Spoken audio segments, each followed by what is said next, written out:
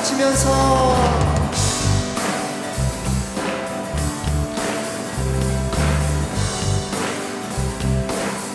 주의 이름 높이며 주의 이름 높이며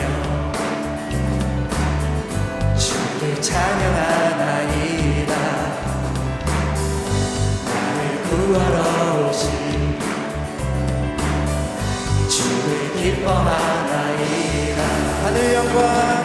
하늘 영광 버리고 이 땅 위에 십자가를 지시고 죄사였네. 무덤에서 일어나 하늘로 올리셨네. 주의 이름 높이리.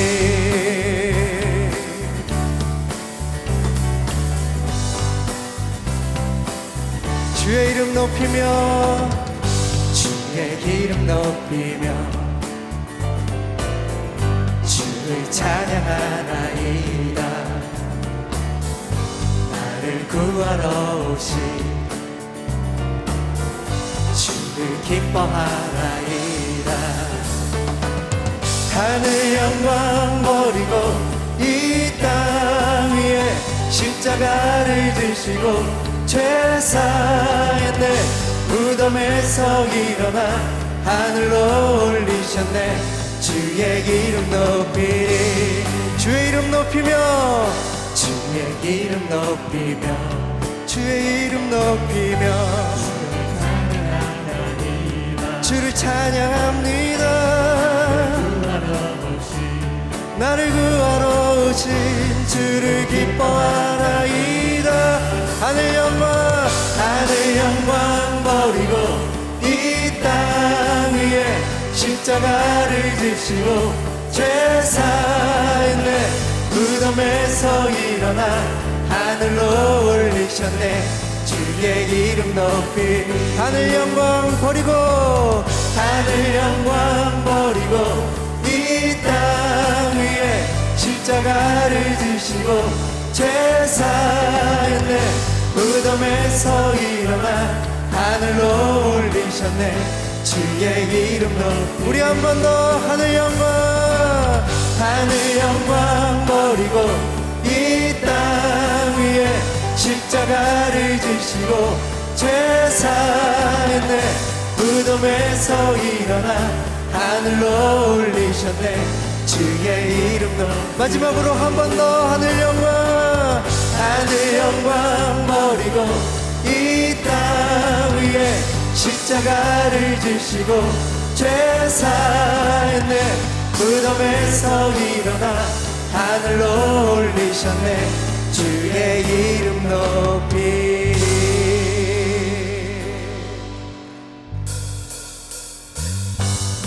우리 더욱더 힘차게 박수치면서 우리를 구원하신 주님 앞에 우리의 찬양과 우리 예배를 멈출 수 없다고 고백하겠습니다.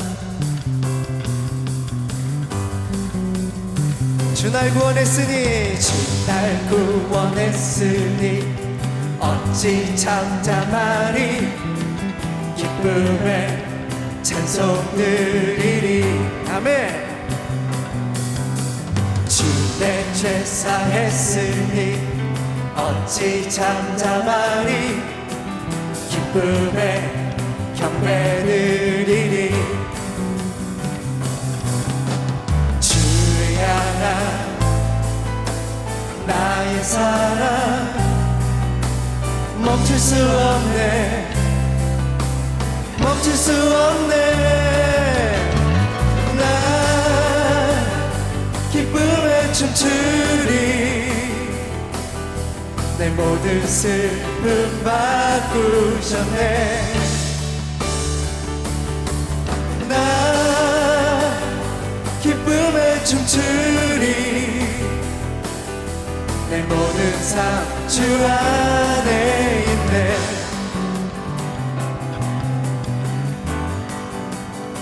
주 날 구원했으니 주 날 구원했으니 어찌 잠잠하리. 기쁨에 찬송 드리리. 주 내 죄 사했으니 어찌 잠잠하리. 기쁨에 경배드리리. 주를 향한 나의 사랑 멈출 수 없네. 멈출 수 없네. 하나 둘 셋 넷. 나 기쁨에 춤추리. 내 모든 슬픔 바꾸셨네. 나 기쁨에 춤추리. 내 모든 삶 주 안에 있네. 나 기쁨에 춤추리. 다같이 나 큰 소리 외치네. 한 번 더. 나 기쁨에 춤추리. 다같이 나 큰 소리 외치네. 주를 향한 나의 사랑 멈출 수 없네. 멈출 수 없네. 주를 향한 나의 열정. 주를 향한 나의 열정 멈출 수 없네. 멈출 수 없네. 하나 둘 셋 넷. 나 기쁨에 춤추리. 내 모든 슬픔 바꾸셨네. 나 기쁨에 춤추리. 내 모든 삶 주 안에 있네. 예수 주 승리하신 예수 주 승리하신 찬양해. 예수 주 사랑 놀라와. 예수 자유 주신 기뻐해. 예수 생명을 주셨네. 구원의 주님 구원의 주님 자유케 하셨네. 모든 죄의 멍에를 주가 깨뜨리셨네. 우리 기뻐해 승리의 주님. 우리 마음 주께 향하네. 아멘. 예수 주 승리하신 찬양해. 예수 주 사랑 놀라와. 예수 자유 주신 기뻐해. 예수 생명을 주셨네. 주님의 성령 내 안에 계시니 담대히 주께 나가 담력을 얻었네. 주 임재 안에서 문제는 사라져.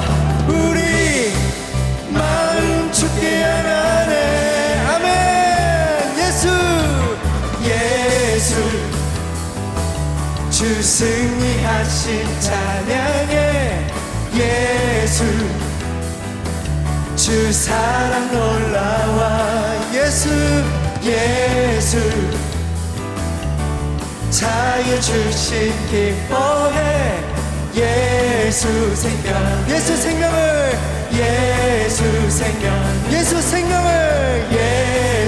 생명을 주셨네. 할렐루야.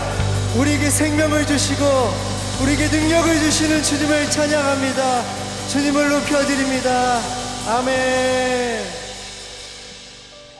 이 시간 함께 자리에 앉으셔서 마지막 찬양하겠습니다.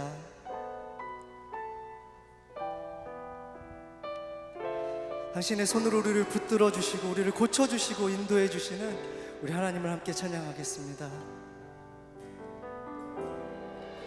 전능하신 우리 하나님,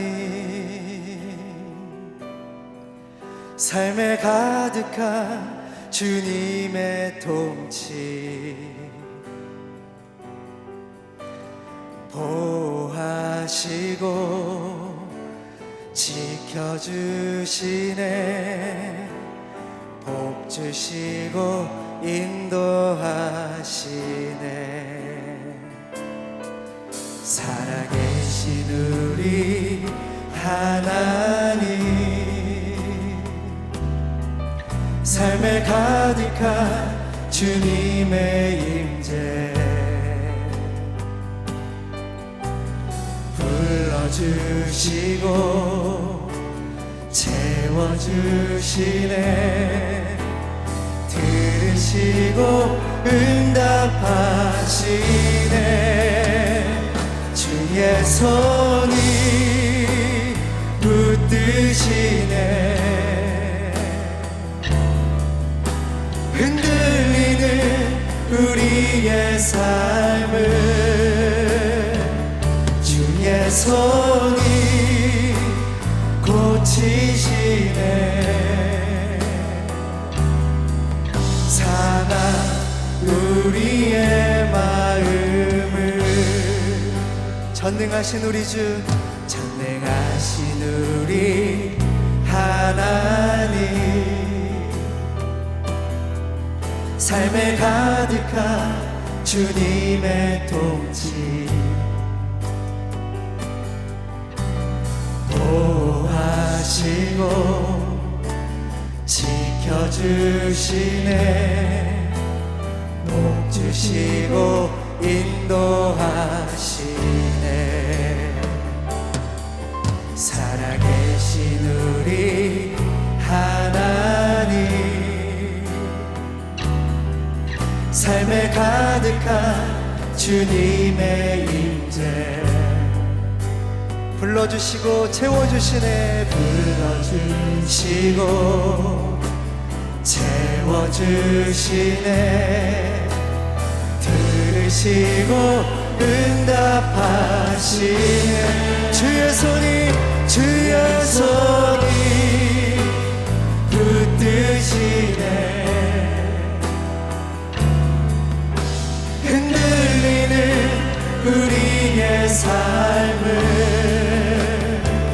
주의 손이 고치시네. 상한 우리의 마음을 주의 손이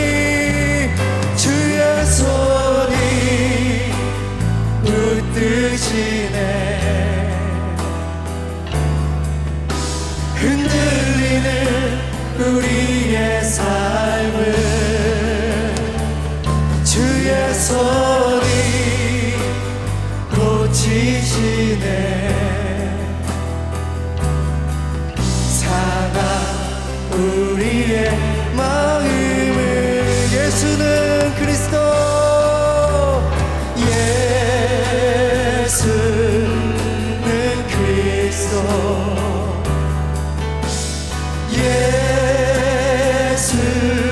예수는 주,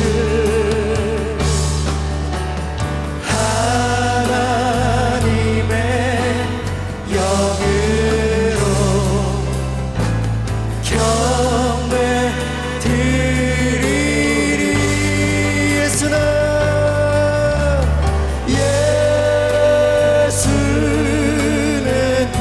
그리스도,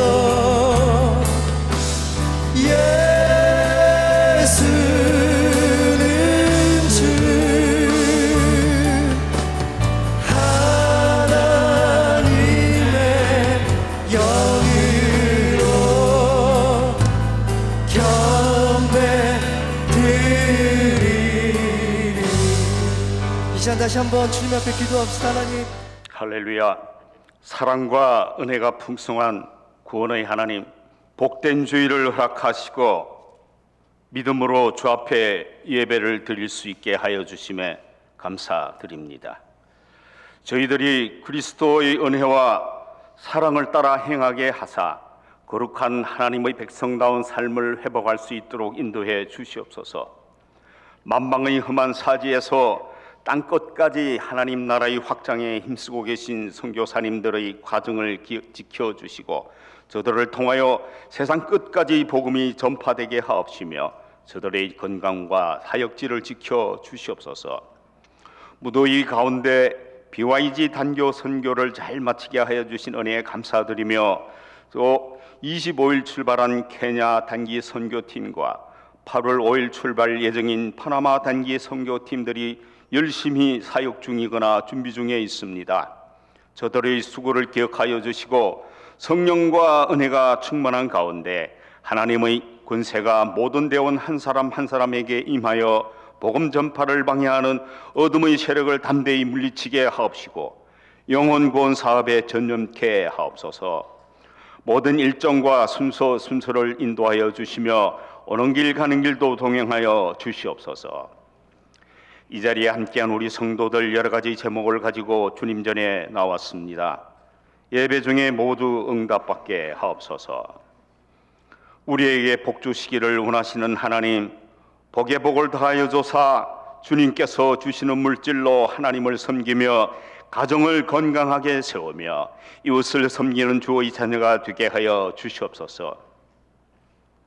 흉년 중에도 경제적 위기 중에도 살 길을 허락하시고 오히려 더욱 복되게 하여 주셔서 하나님께서 역사유주인이심을 알게 하옵소서. 병마와 함께 힘들게 싸우는 심령들을 위로하여 주시옵시며 예수님의 권세로 어떤 질병도 치유될 줄 믿습니다.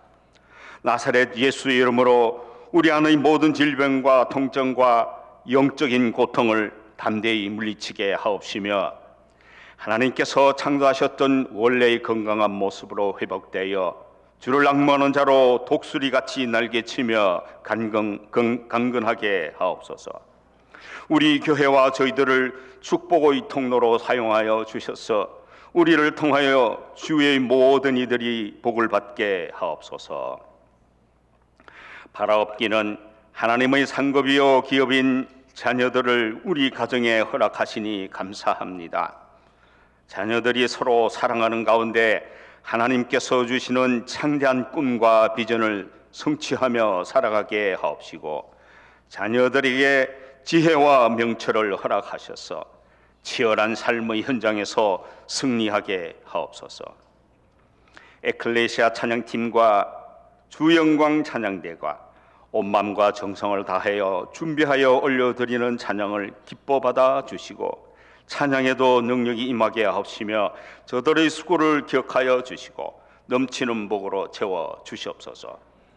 예배를 위하여 수고하시는 교육자들과 동력자들 위에도 하늘의 능력을 부어주시고 성령 충만케 하옵소서. 내가 쓰러진 그곳에서 다시라는 제목으로 하나님 말씀을 전하시는 이승윤 목사님 입술에 성령의 불로 덧입혀 주시고 살아계신 하나님의 말씀이 선포될 때 하나님의 온전하시고 기뻐하시는 뜻이 전달되며 듣는 우리들은 성령 충만한 가운데 그 말씀에 회개하고 결단하기 원합니다. 우리를 위하여 십자가에서 피 흘려 돌아가신 예수 그리스도 이름으로 기도합니다. 하나님께서 오늘 우리에게 주시는 말씀은 구약성경 스가랴 4장 6절 7절 말씀입니다.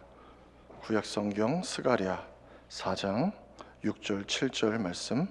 제가 갖고 있는 성경은 구약 1315면에 있습니다. 스가랴 4장 6절 7절 말씀을 합독하겠습니다. 그가 내게 대답하여 이르되 여호와께서 스룹바벨에게 하신 말씀이 이러하니라. 만군의 여호와께서 말씀하시되 이는 힘으로 되지 아니하며 능력으로 되지 아니하고 오직 나의 영으로 되느니라. 큰 산아 내가 무엇이냐? 내가 스룹바벨 앞에서 평지가 되리라. 그가 머릿돌을 내놓을 때에 무리가 외치기를 은총이 그에게 있을지어다 하리라 하셨고. 아멘. 이는 하나님의 말씀입니다. 이 시간 주영광 찬양대에 나오셔서 준비한 찬양 하나님께 올려드리겠습니다.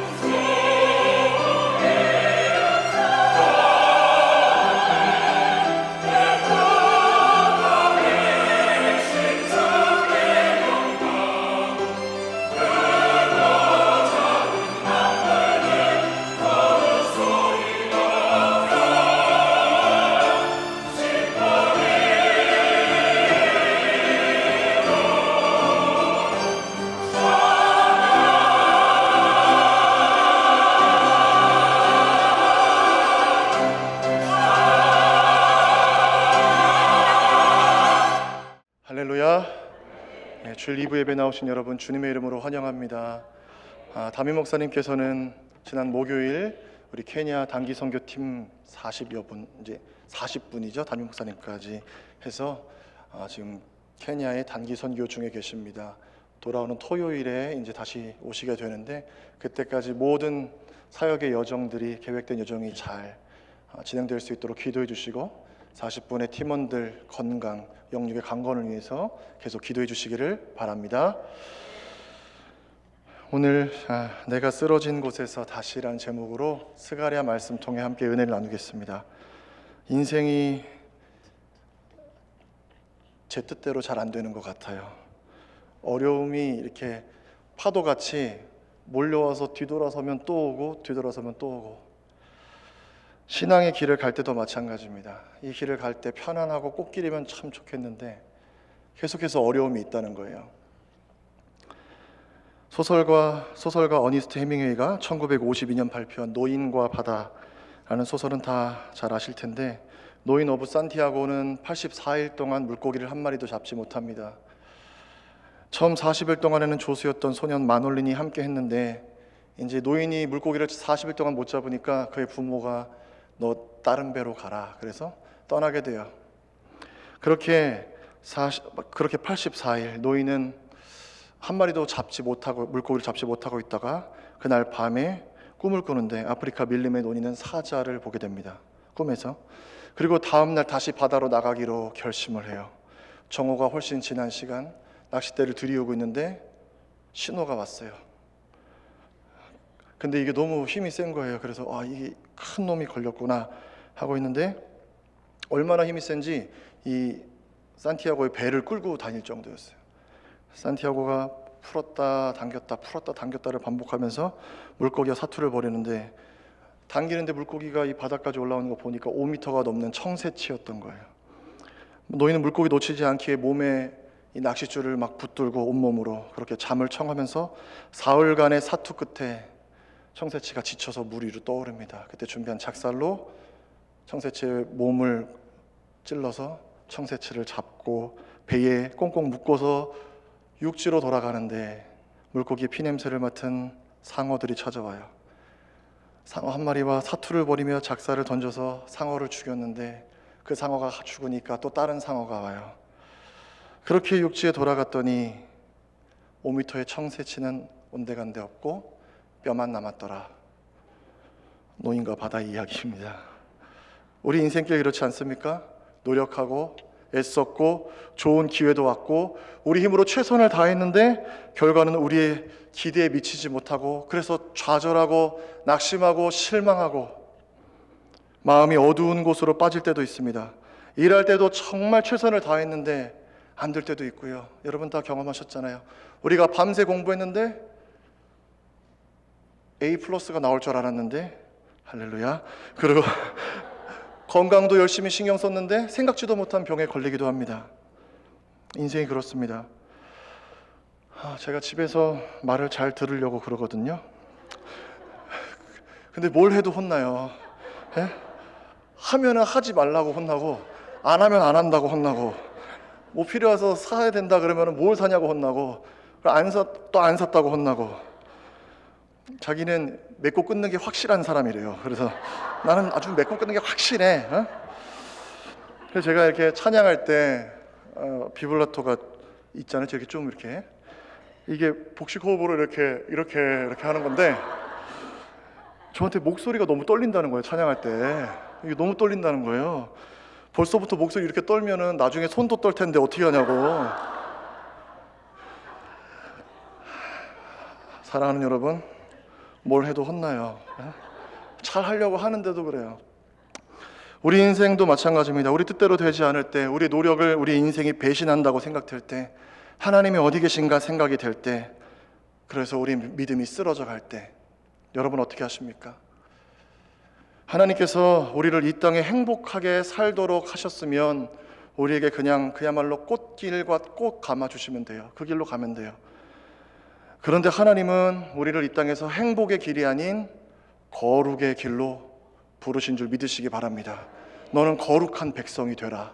이렇게 부르셨다는 거예요. 그래서 이 땅에서 이 땅의 백성이 아니라 이 땅에 살지만 하나님 나라의 백성으로, 그리고 이 땅에 영원히 사는 것이 아니라 이 땅에서 다시 하나님의 나라로 데리고 가려고 하는 것이 하나님의 뜻이라는 거예요. 그래서 이 땅을 살아가는 우리에게 때로는 하나님이 허락하시는 연단도 찾아오고 우리 욕심으로 인한 시험도 찾아옵니다. 그래서 하나님 부르신 그 길을 갈 때 막 흔들릴 때가 있다라는 거죠. 그런 고난을 만날 때 우리는 어떻게 해야 되냐? 빨리 회복하고 다시 이 길을 달려가야 됩니다. 심리학 용어 중에 회복 탄력성이란 말이 있는데, 영어는 빼고 되돌아온다, 다시 튀어오른다의 뜻의 라틴어 레질리레라는 단어에서 유래됐습니다. 고무공을 바닥에 던지면 요만큼 다시 튀어오르는 힘, 그게 바로 회복성, 회복 탄력성이라는 거예요. 고난을 만나면 이렇게 밀려갔다가 다시 제자리로 돌아올 수 있는 힘, 그게 회복 탄력성이라는 겁니다. 성도 인생에서 만나는 고난과 어려움이 반드시 있다고 한다면 우리에게 뭐가 필요하냐? 저는 이 영적 회복 탄력성이 저와 여러분에게 필요하다라고 말씀드립니다. 오늘 말씀을 통해서 쓰러져도 다시 일어서고 흔들려도 다시 중심을 잡는 영적 회복 탄력성을 갖게 되는 여러분 되시기를 축복합니다. 오늘 본문은 스가랴 선지자의 말씀인데, 스가랴는 이스라엘 백성들이 바벨론 포로기를 마치고 페르시아 시대가 되었을 때 다시 예루살렘으로 귀환할 때 활동했던 선지자예요. 바벨론 주전 605년 바벨론은 애굽과의 갈그미스 전투에서 승리를 하게 됩니다. 제가 이거를 일부 예배 때도 이렇게 했었는데 보니까 이 숫자가 나오니까 성도님들이 바로 이렇게 제가 짧게 설명드리도록 하겠습니다.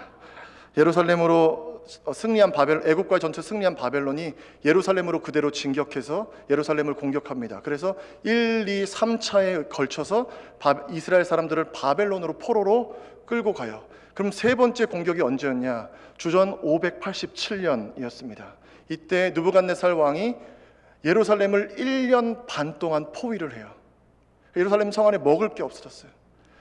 전염병이 돌고 칼에 죽고, 나중에는 이제 예루살렘이 함락되게 되는데, 이스라엘 백성들은 전쟁과 기근 속에 수많은 사람들이 목숨을 잃고 일부 사람들은 애굽이나 이방 나라로 도망가요. 디아스포라가 되는 거예요. 그리고 몇 명의 사람들만 바벨론의 포로로 이제 끌려가게 되었던 것이죠. 이스라엘 백성이 불순종으로 말미암아 비참한 지경에 이르게 된 겁니다. 성전과 삶의 터전이 불타 없어졌고 민족은 뿔뿔이 흩어졌고 이스라엘 백성들은 포로로 수천 킬로미터 멀리 타향에서 살게 되었다라는 것입니다. 이스라엘에게 앞으로는 뭐만 있는 거예요? 절망만 있는 거죠. 다시 돌아갈 소망이 없는 거예요. 돌아가도 아무것도 없게 되니까. 여러분 혹시 보니엠이라는 가수를 아십니까? 히트곡 중에 1978년에 발표한 Rivers of Babylon이라는 노래가 있습니다. By the rivers of Babylon there we sat down. 이렇게 전혀 모르시는 그런 표정이신데요. 이런 노래가 있는데, 이 노래가 무슨 얘기냐면 시편 137편의 내용을 가사로 한 거예요. 무슨 얘기냐? 바벨론 강변에 앉아서 우리 이스라엘 백성들이 시온을 향해 기억하면서 울고 있었는데 바벨론 사람들이 우리에게 와서 뭐라고 했냐? 너희가 그 예루살렘에서 불렀던 그 노래를 불러서 우리에게 흥을 돋우게 해라. 그때 이스라엘 백성들이 우리가 어떻게 이방 땅에서 하나님의 찬양을 불러 이방 민족들을 기쁘게 할까? 우리는 절대로 예루살렘을 잊지 않겠다. 어떤 학자는 이 시편 137편을 스가랴 선지자가 기록했다고 합니다. 그렇게 눈물의 시간이 지나갈 때 신실하신 하나님은 이스라엘을 포로 생활에서 끝나게 하시고 다시 예루살렘으로 돌아가게 하시는데, 멸망하지 않을 것 같았던 제국 바벨론이 페르시아라는 나라에게 멸망하고 그의 국부였던 고레스가 고레스 칙령을 발표해요. 다 고향으로 돌아가라. 그래서 수룹바벨과 제사장 예수아와 함께 5만 명이 첫 번째로 예루살렘으로 귀환해서 성전을 다시 지으려고 합니다. 7번째 달 첫 번째 날 나팔절을 지키고 15일 날 초막절을 지키면서 이스라엘 백성들은 그 바벨론에서 눈물을 흘리며 불렀던 하나님을 향한 찬양을 성전 털을 놓으면서 기뻐하며 서로 얼싸안아 울면서 그 찬양을 다시 부르는 거예요. 하나님이 우리를 다시 돌아오게 하셨다. 할렐루야. 그러면 우리 생각에 성전 털을 놓고 1년, 2년, 3년 성전이 쌓아져 갔더라, 이렇게 됐으면 스가랴가 써지지 않았을 거예요. 성전 털을 놓고 2년이 지났는데 성전 재건이 중단됩니다. 그리고 얼마나 중단됐냐? 무려 14년. 14년 동안 그대로 방치되는 거예요. 터만 잡아놓고. 왜 그러한 일이 있었냐? 이스라엘이 낙심하면서 성전 공사가 중단된 것인데 여기에는 두 가지 문제가 있었습니다. 첫 번째는 외부의 적이었어요. 이스라엘이 포로로 끌려갔을 때 이 예루살렘에 사마리아 사람들이 살고 있었는데, 이 사람들은 북이스라엘이 아수르라는 나라에게 멸망당했을 때 아수르가 다른 민족을 이주시켜서 북이스라엘 사람들이랑 통혼을 시켜버려요. 민족성을 잃어버리게 하려고. 그래서 북이스라엘 열지파는 사실은 그 순수한 혈통이 끊어진 거예요. 거기 사는 사마리아 사람들은 이방인이 된 겁니다. 근데 이 사람들이 이제 포로에서 귀환한 예루살렘 사람들이 예루살렘 성전을 재건한다고 하니까 자기들의 주도권이 뺏길 것 같은 거예요. 그래서 페르시아 정부에 상소를 쓰는 겁니다. 얘네들이 쿠데타를 일으키려고 하는 것 같다. 와서 검사하셔야 됩니다. 뭐 얘네를 성전을 못 짓게 해야 됩니다. 이런 일들을 계속 끊임없이 방해를 해왔다는 겁니다. 우리가 신앙의 길을 갈 때도 우리를 넘어뜨리려는 외부의 적들이 있다는 것을 여러분 기억하셔야 돼요. 제가 다이어트를 하고 있는데요, 여기 와서 미국에 와서 살이 많이 쪘습니다. 근데 다이어트를 하려면 먹지 말아야 되잖아요. 근데 먹지 말아야 되는데 외부의 적들이 너무 많은 거예요. 왜 다이어트 시작하려고 하면 라면을 밤에 끓이고, 왜 다이어트 하면 삼겹살을 굽고, 이해할 수가 없어요. 우리 신앙의 길도 이런 도전들이 있다는 거죠. 주일에 꼭 중요한 약속이 생기는 거예요. 주일에 예배 시간에 식사 약속, 골프 약속, 기도 시간 정해서 기도하려고 하면 전화가 오고, 새벽 기도 나가야 하고 자는데 새벽 기도 나가려고 결심하고 자려고 하면 잠이 안 오고, 혹시 여러분을 낙심하게 하는, 그래서 우리의 예배의 자리가 무너지게 하는 외부의 적들이 있습니까? 두 번째로는 내부의 적이 있다는 거예요. 이방인들의 방해가 외적인 공격이었으면 이스라엘 내부에 어떠한 적이 있었냐? 스스로를 너무 작게 여기는 거예요. 스스로에 대한 실패가 있는 거예요. 하나님의 성전을 지른 외적인 공격이 계속되자 이스라엘 백성들은 자기에게 부족한 게 뭔가를 생각합니다. 오늘 본문 6절에 여호와께서 스룹바벨에게 하신 말씀이 이러하니라. 만군의 여호와께서 말씀하시되 이는 힘으로도 되지 아니하며 능력으로도 되지 아니하고, 그러세요. 힘은 히브리어로 하일인데 이건 군사력을 의미합니다. 성전을 재건하려고 하는데 사마리아 사람들이 방해를 해. 그럼 얘네들을 때려줄 군대가 우리에게 있어야 되는데 우리에게 군대가 없네요. 이렇게 되는 거예요. 그래서 성전을 못 짓겠네요. 두 번째는 이 능력은 히브리어로 코아흐인데 이거는 권세를 의미합니다. 권세, 인간적인. 페르시아에서 우리에게 이만큼 아예 독립할 수 있도록 자치주로 해주면 얘네들 다 쫓아낼 텐데 우리 그런 권세가 없네요. 상황과 환경을 보니까 안 된다라는 판단을 내리는 거예요. 그렇게 몇 년? 16년. 학개 선지자가 하나님의 말씀을 받아서 선포하는데 이렇게 말해요. 이스라엘 백성들이 성전 재건을 안 하는 이유가, 늦추는 이유가 여호와의 전을 건축할 때가 아직 이르지 않았다, 이렇게 말한다는 거예요. 무슨 얘기냐면 우리한테는 군대도 없고 우리한테는 권세도 없고 우리한테는 아무것도 없어요. 그래서 성전을 못 짓습니다. 이렇게 미뤘다라는 겁니다. 그런데 이러한 이스라엘 백성들은 16년 동안 뭘 했냐? 자기의 집을 지었는데 학개가 볼 때 그 집이 어떤 집이었냐면 판벽한 집이었어요. 펜트하우스. 하나님의 성전터는 기초만 놓고 황폐하게 잡초와 풀이 자라고 있는데 자기의 집은 그렇게 지어서 하나님 우리에게 군대가 없고 우리에게 권세가 없어서 성전을 재건할 수 없습니다 했다라는 겁니다. 원수 마귀는 우리를 참소하는 자입니다. 계속해서 우리의 연약함에 집중하게 해요. 연약함. 힘 없잖아, 너 능력 없잖아, 너 물질 없잖아, 너 돈 없잖아, 반복해서 너 죄 짓잖아.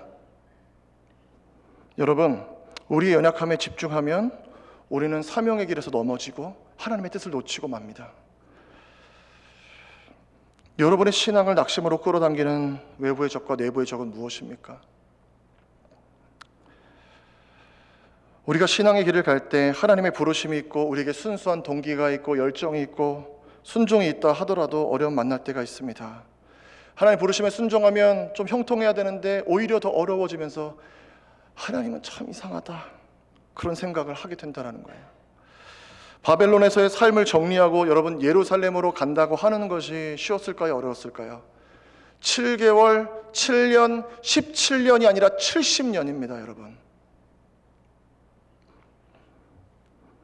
예루살렘 성전을 말로만 들었던 사람들, 그들에게 예루살렘 성전을 다시 지어야 되니까 여기에 삶을 정리하고 예루살렘으로 가자라고 말하는 것이 쉬울까요? 어려운가요? 어렵죠. 왜? 거기서 태어나고 거기서 자란 바벨론 사람들이니까. 저에게 자녀가 셋이 있는데 아들, 딸, 아들. 근데 막내는 캘리포니아에서 나왔어요. 막내가 2살이 채 되지 않아 다시 한국으로 들어가게 됐는데 시간이 지나서 큰 아들이 초등학교에 들어갔는데 어느 날 선생님이 아이들에게 이렇게 질문했대요. 다문화 가정 있으면은 얘기해라고. 다문화 가정은 뭐냐면 한국 사회도 이제 국제 결혼 비중이 높아지면서 부모님들이 서로 다른 국적이나 다른 인종, 다른 문화를 갖고 있는 것을 다문화 가정이라고 합니다. 그래서 저희 큰 아들 주원이가 손을 번쩍 들었대요. 담임 선생님 당황해가지고 주원이네 집이 다문화 가정이니? 했더니 네, 제 동생이 미국 사람이에요. 그랬다는 거예요. 정체성이, 바벨론에 살던 이스라엘 백성도 똑같은 일이 있지 않았을까요? 아버지와 할아버지는 우리가 예루살렘에서 왔고 우리는 하나님의 백성이라고 말하는데 그 땅에 살던 사람들은 바벨론 사람인 거예요. 그런데 그 젊은이들, 그 사람들을 데리고 다시 돌아가야 하는 것입니다. 얼마나 큰 헌신이 요구됐겠어요.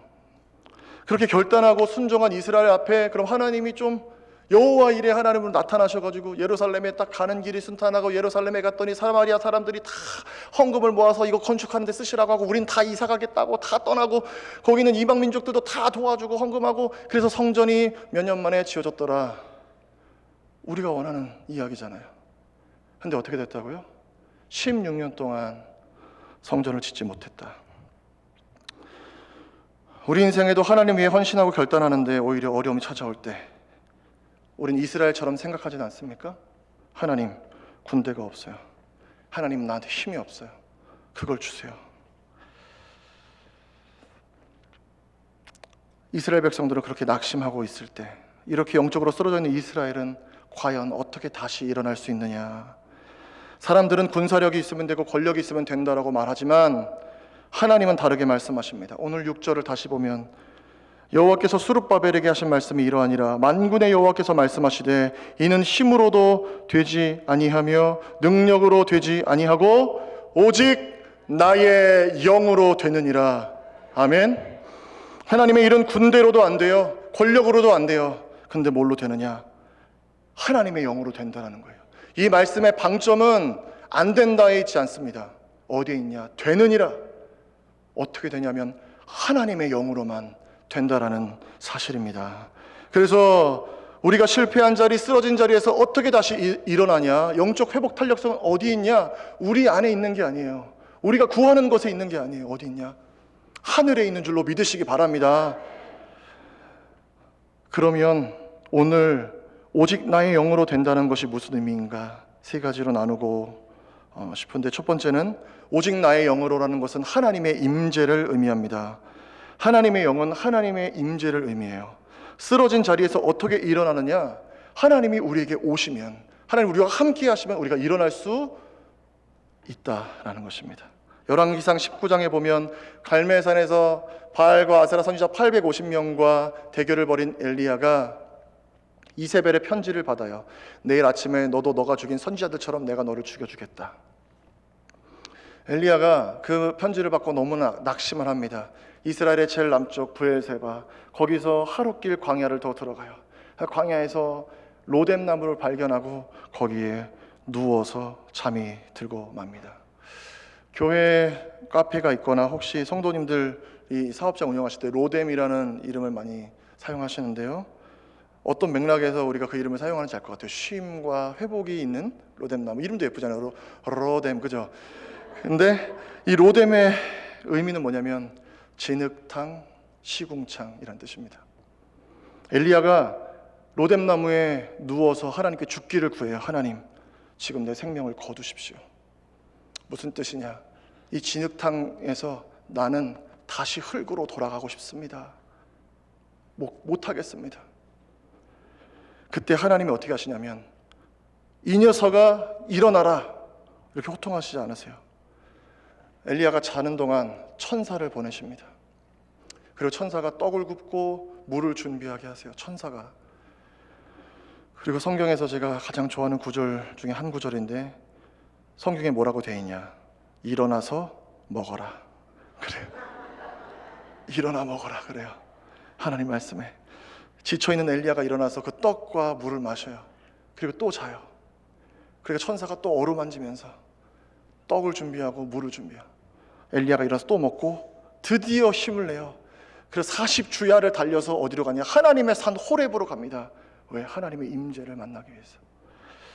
당장 엘리야에게 여러분 필요한 게 무엇이었어요? 로뎀나무 아래 있을 때 하나님이 당장 불을 내려서 이세벨을 처단하시든지, 아니면 엘리야에게 하늘의 군대를 보내서 아합 왕조를 무너뜨리시든지, 그래야 이스라엘이 살고 우상도 타파되고 회복되는 거 아니겠습니까? 근데 하나님의 해결 방법은 그게 아니었어요. 하나님의 해결 방법은 뭐냐면, 지쳐있는 하나님의 사람에게 하나님이 직접 찾아가시는 거예요. 직접. 사랑하는 여러분, 혹시 지쳐 쓰러져 있는 분 계십니까? 하나님 맡기신 일이 있는데 달려가다가 중간에 멈춰서신 분들, 더 이상 못 가겠다고 하는 분들, 우리가 해야 할 것은 뭐냐면, 하나님 이 상황을 바꿔주십시오가 아니에요. 하나님 여기에 하나님 함께하여 주시옵소서. 하나님의 임재를 구해야 할 줄로 믿습니다. 왜 그러하냐면, 하나님이 오시면 그 진흙탕, 그 시궁창이었던 로뎀나무 아래가 무엇으로 변하느냐? 왕의 식탁으로 변하는 거예요. 왕이 잔치를 차려주시는 자리가 되는 거예요. 일어나서 먹어라. 사랑하는 여러분, 어려움 가운데 있다면 먼저 하나님의 임재를 구하는 여러분 되시길 축복합니다. 두 번째, 하나님의 영으로 되는 이라의 의미는 뭐냐면, 하나님과의 관계가 회복되어야 한다는 의미입니다. 성령께서 우리 안에 오셔서 하시는 일이 무엇이냐? 하나님을 아버지로 부르게 하시는 거예요. 하나님이 우리 하나님 아버지 하나님 되시고 우리가 하나님의 자녀 되게 하시는 건 뭐냐? 성령의 역사라는 것입니다. 하나님은 힘이 부족하거나 능력이 부족해서 우리를 부르시는 게 아니에요. 절대로. 우리를 왜 부르시냐? 우리를 사랑해서 부르시는 거 믿으시기를 바랍니다. 쓰러진 우리를 다시 회복시키셔서 하나님은 하나님 되시고 아버지 되시고 우리가 자녀 된 거, 이걸 회복하게 하시는 거예요. 이스라엘이 16년간 성전 재건 중단하면서 하나님께 어떤 기도를 드렸을까요? 하나님 군대를 보내주십시오. 하나님 권세를 주십시오. 그런데 그런 이스라엘에게 하나님 주시는 말씀은 오직 성령으로입니다. 거기에 무슨 비밀이 있느냐? 하나님은 우리를 종으로만 부르신 게 아니에요. 우리를 doing하는 존재로 부르신 게 아니라는 거예요. 만약 일하는 자로 부르셨으면 하나님이 군대도 보내주고 돈도 보내주고 권력도 주고 해서 성전을 짓게 하시는 게 맞아요. 근데 하나님 우리를 뭘로 부르셨냐? being으로 부르셨어요. 존재로 부르셨어요. 그래서 뭘 주시냐? 군대를 주시는 게 아니라, 권력을 주시는 게 아니라, 물질을 주시는 게 아니라 하나님 자신을 주시는 거예요. 성령을 주시는 거예요. 어떤 목사님께 자녀가 셋이 있었는데 그 중에 막내는 입양한 아들이었다고 합니다. 1살 때 입양했는데 딸, 아들이 있고 아들을 막내로 입양한 거예요. 참 순했대요. 근데 얼마나 순했냐면 아이가 4살이 될 때까지 말을 못 대더래요, 잘. 그래서 이 아이가 눈치를 보는구나. 목사님 이렇게 생각을 하셨는데, 자기 형이랑 4살 차이가 나는데 어릴 때 장난감을 갖고 놀다가 형이 막내의 장난감 뺏어가면 이 막내가 어떻게 해야 돼요? 아빠, 형이 장난감 뺏어가서 형아 혼내줘, 이렇게 해야 되잖아요. 아무 말도 안 하고 자기 방에 들어가서 울더래요. 그냥. 아이가 자라서 이제 큰딸이 결혼할 때가 됐고, 사모님은 딸 결혼식에서 이제 서부에서 동부로 며칠 전에 가시고, 목사님은 교회 목회 때문에 막내와 하루 전날 비행기를 타고 가기로 예정을 해두셨다고 합니다. 내일 모레 결혼식을 앞둔 날이었는데 학교에 있는 막내에게 전화가 왔대요. 아버지, 축구하다가 다리를 다쳤는데 너무 아파요. 목사님이 이제 내일 모레 딸 결혼식 있어서 비행기도 타야 되고 하는데 아이가 너무 부주의한 것 같고 마음도 분주해서 조금 짜증이 났대요. 그래서 많이 다쳤니? 조금이요. 교회 한의사 집사님께 전화를 드려놓을 테니까 집에 가서 침을 맞아라. 침 맞고 나면 좀 나을 거야. 진료를 마친 한의사 집사님이 아들 다리가 좀 부었는데 내일 한 번 더 침 맞으면 나아질 것 같다고 한번 보자고 그렇게 얘기를 하셨대요.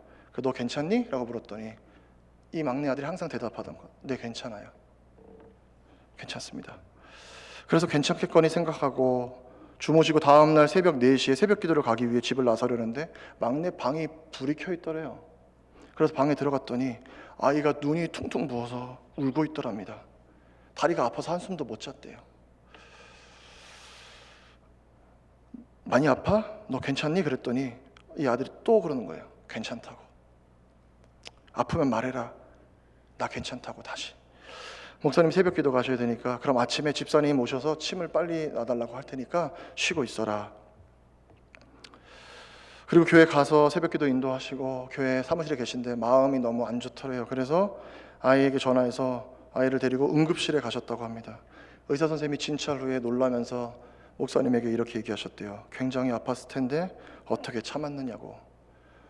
뼈 2군데가 부러져서 서로 찌르고 있었다고요. 그 얘기를 듣는데 목사님 머리를 한 대 얻어맞는 것 같더랍니다. 아이에 대한 미안한 마음 때문에. 우선 급히 수술을 하고 아이가 깁스를 하고 차에 탔는데 아이가 뒷좌석에 타면서 아빠 목사님에게 울면서 이렇게 말하더나 합니다. 아빠 미안해. 그리고 고마워. 그 말을 듣는데 목사님 여기 속에서 뭐가 막 올라오더래요. 화가. 왜? 이놈아, 그럴 때는 아빠한테 미안하다고 말하는 게 아니라고. 그럴 때는 화를 내야지. 아빠 들었지? 내 다리가 부러졌는데 뼈가 2개나 부러졌는데 나보고 침을 맞으라고. 침 맞으면 낫는다고. 아빠는 교회가 중요해. 내가 중요해. 그렇게 말해야지. 목사님이 아이에게 화를 냈던 거는 이 아이가 아직도 나를 아버지로 생각하지 않는 것은 아닌가 하는 마음 때문이었다고 합니다. 우리 하나님은 어떠실까요? 하나님이 우리에게 정말 원하시는 것은 무엇일까요? 하나님 필요한 것을 주세요 라고 기도하는 것이 아니라 하나님은 우리의 아버지가 되시고 우리가 그분의 자녀 되는 것, 그것이 하나님이 진짜 우리에게 원하시는 것입니다. 그래서 그 아버지가 하나님이 되시면 우리가 만나는 어떤 고난도 우리에게 큰 문제가 되지 않는 거예요. 왜? 하나님이 우리의 아버지시니까.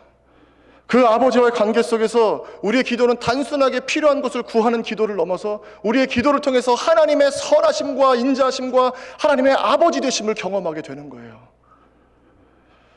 왜냐하면 우리 아버지가 온 우주의 주인이시니까. 오늘 스가랴는 이 말씀을 주시는 분이 누구라고 선포하느냐? 만군의 여호와께서 말씀하시되, 만군의 여호와 체오밧, 그 뜻은 무엇이냐면 하나님은 온 우주 만물의 주인이십니다, 이런 뜻이에요. 그러니까 우리에게 군대가 없어도 되는 거예요. 우리에게 능력이 없어도 되는 거예요. 왜? 하나님 자신을 주실 거니까. 할렐루야. 그러니까 사랑하는 여러분, 고난을 만날 때, 어려움 찾아올 때 현실과 내 안에 있는 적들의 문제로 인해서 결론 짓지 마시고 아버지 하나님 부르시기를 바랍니다. 아버지 앞에 가서 울면 되는 거예요. 아빠 도와달라고, 아빠 날 기억하라고, 아빠 함께 해달라고. 그 하나님의 일하심은 스가랴는 오늘 본문 7절에서 이렇게 선포합니다. 큰 산아 내가 무엇이냐? 내가 수룹바벨 앞에서 평지가 되리라. 그가 머릿돌 내려놓을 때 무리가 외치기를 은총이 그에게 있을지어다. 큰 산이 무엇입니까? 어떤 문제, 어떤 어려움, 어떤 낙심이 있을지라도 우리 아버지 하나님이 그곳에 평지를 내신다. 하나님이 여러분의 아버지심 믿으십니까? 근데 우리는 어떻게 살아가냐? 이 땅에서 고와 같이 사는 거예요. 아버지 없는 것처럼 살잖아요. 문제가 오면 쉽게 포기하고 쉽게 낙심하잖아요. 사랑하는 여러분, 하나님이 우리 아버지세요. 우리를 자녀로 부르셨어요. 이 거룩하고도 온전한 관계가 성령으로만 되는 관계인 줄로 믿으시기 바랍니다. 우리는 꽃길을 구해요. 그러나 하나님은 우리를 꽃이라고 하시죠. 꽃길을 구하느라 허비하지 마시고, 우리가 꽃이기 때문에 우리가 하나님 손에 붙들리면 우리가 가는 길이 바로 꽃길이 되는 줄 믿으시기를 바랍니다. 마지막 세 번째, 하나님의 영으로 된다는 것은 하나님이 은혜로 행하신다, 하나님의 은혜다 하는 말씀입니다. 우리의 어떠함과 상관없이 하나님의 영으로 하나님이 직접 하신다라는 것이에요. 스룹바벨은 여호야긴 왕의 손자거든요. 그 이름의 뜻은 뭐냐면 바벨론에서 태어난 사람이에요. 이름이 좋아요? 이상해요? 이상하죠. 근데 스룹바벨이 뭐 했다고? 성전을 재건했다고요. 그리고 성전 이름을 뭐로 불렀냐? 스룹바벨 성전으로 불러요. 바벨론에서 태어난 사람이 지은 성전. 조금 이상하잖아요. 근데 하나님은 어떻게 하냐? 스룹바벨을 통해서 성전을 재건하게 하시고 그 위에 은총을 붓겠다, 이렇게 말씀하시는 거예요. 저와 여러분이 바로 스룹바벨 아닌지, 바벨론 세상에서 죄 가운데 태어나 이 세상이 더 익숙한 사람들, 하늘의 것을 구하기보다 이 땅의 것을 구하고, 하늘의 것 때문에 웃기보다 이 땅의 것 때문에 웃기를 더 즐겨하는 우리가, 저와 여러분이 바로 스룹바벨 아닌가요?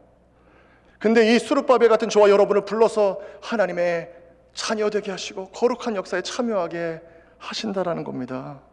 이 말씀은 스룹바벨에게 국한된 것만이 아닙니다.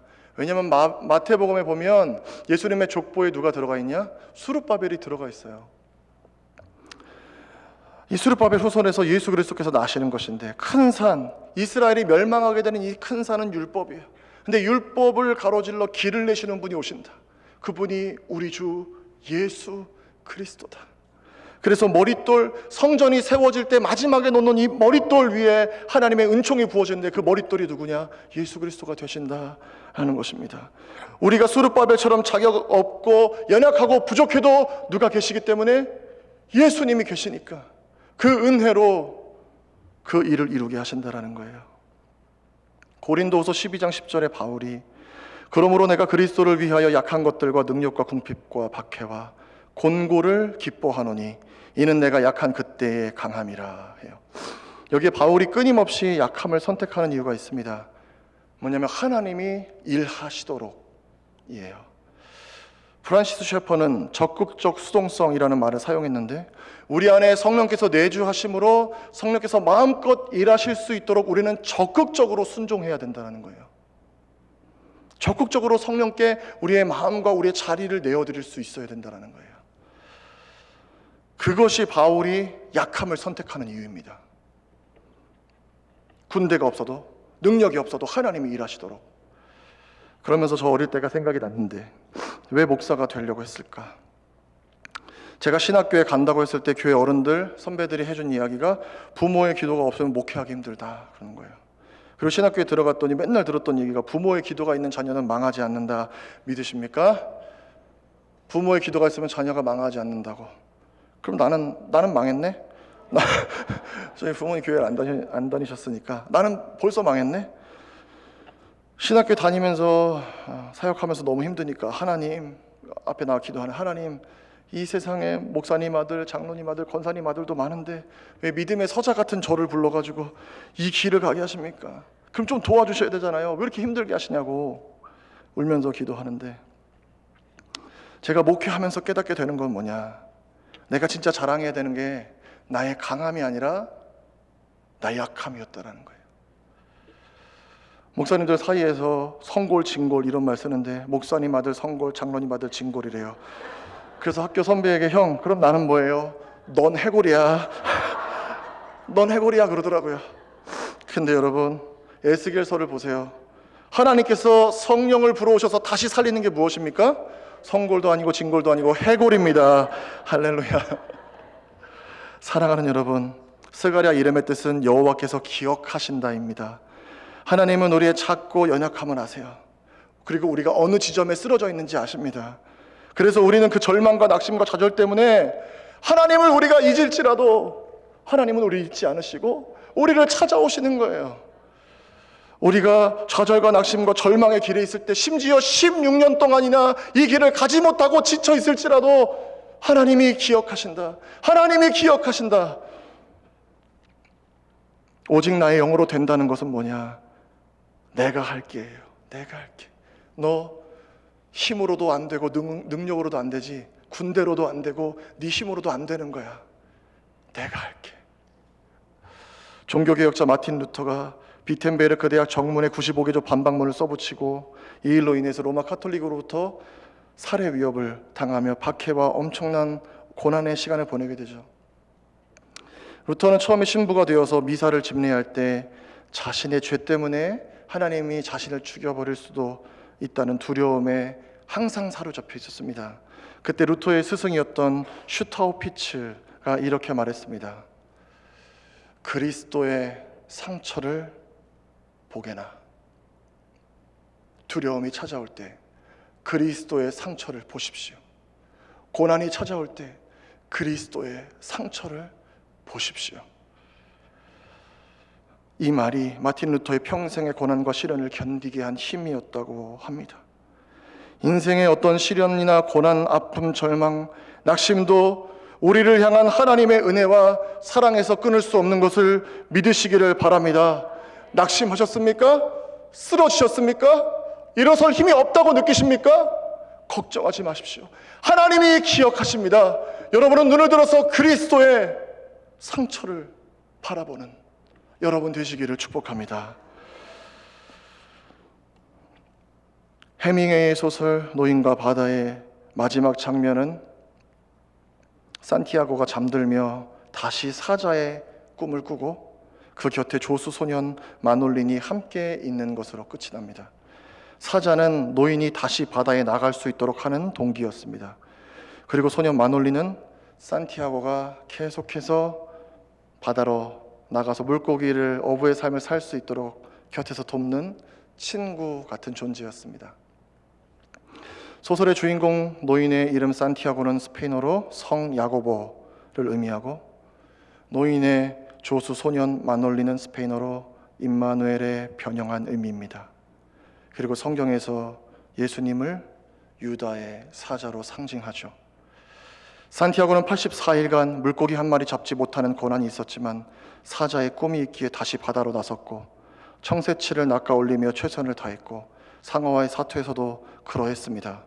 하지만 그의 손에는 앙상한 뼈만 갖고 돌아오게 되었어요. 그러나 그의 곁에는 의지할 수 있는 마놀린이 있었고 산티아고는 다시 잠들며 사자의 꿈을 꿉니다. 그것은 이제 다시 바다로 나갈 수 있다는 것을 의미합니다. 쓰러진 곳에서 다시 일어날 수 있는 힘은 내 안에 없습니다. 사랑의 아버지 하나님, 우리의 길 되신 예수님, 그리고 은혜로 우리를 도우시는 성령 하나님의 역사를 통해서만 성도는 다시 일어나 그 길을 갈 수 있는 걸 믿으시기를 바랍니다. 사랑하는 여러분, 쓰러졌다고 넘어졌다고 아주 엎드려 계시지는 않습니까? 세상이 주는 상처 때문에 더 이상 달려갈 수 없다고 멈춰서 계시진 않습니까? 그리스도의 상처를 보십시오. 그분이 주시는 은혜로 다시 일어나 다시 달려가는, 그래서 하나님의 뜻을 아름답게 성취하는 사랑하는 베다니의 모든 권속들 되시기를 축복합니다. 기도하겠습니다. 하나님 감사를 드립니다. 우리는 작고 연약합니다. 하나님, 우리는 작은 것에도 흔들리고 넘어집니다. 그러나 하나님, 우리를 사랑하셔서 우리를 불러주시고 하나님의 자녀 삼아주신 은혜에 감사를 드립니다.